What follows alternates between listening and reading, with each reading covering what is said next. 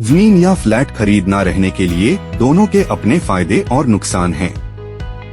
यह इस बात पर निर्भर करता है कि आपकी जरूरतें क्या हैं और आपका बजट कैसा है।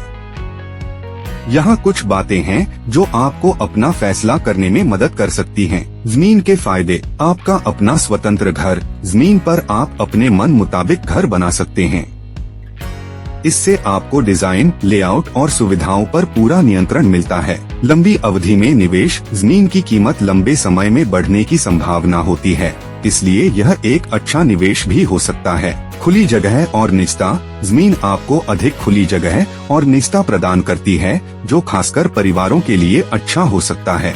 भावी विस्तार की संभावना। आप जरूरत पड़ने पर जमीन पर अपना घर आगे बढ़ा सकते हैं। जमीन के नुकसान। उच्च लागत। जमीन आमतौर पर फ्लैट से अधिक महंगी होती है, खासकर अच्छे इलाकों में। निर्माण का खर्च और समय। आपको जमीन खरीदने के बाद घर बनाने का खर्च और समय भी उठाना पड़ता है। सुरक्षा चिंताएं। स्वतंत्र घरों में सुरक्षा एक चिंता का विषय हो सकता है, खासकर सुनसान इलाकों में। मेंटेनेंस। जमीन और घर का रखरखाव आपकी जिम्मेदारी होती है, जो समय और पैसा ले सकता है।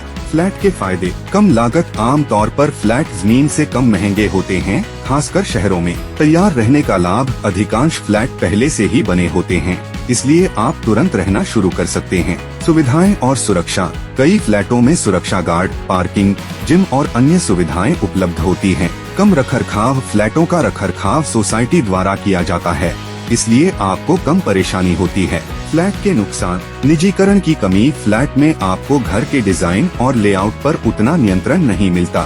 साझा दीवारें और शोर। आपको पड़ोसियों के साथ दीवारें साझा करनी पड़ती हैं, जिससे शोर एक समस्या हो सकती है। सीमित जगह। फ्लैट आमतौर पर जमीन पर बने घरों से छोटे होते हैं। Management fees. आपको सोसाइटी के रखरखाव के लिए हर महीने मैनेजमेंट फीस देनी पड़ती है। अंत में यह निर्णय आपकी व्यक्तिगत जरूरतों और प्राथमिकताओं पर निर्भर करता है।